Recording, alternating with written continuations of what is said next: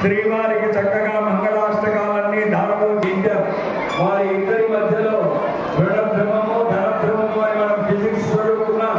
అలాగే ఒక రకమైనటువంటి దౌతరింపు శక్తి వస్తుంది. ఆ శక్తి వల్ల అన్యోన్యత చేకూరుతుంది. అందుకని ప్రేమ కలుగుతుంది. అందుకని మదనుడు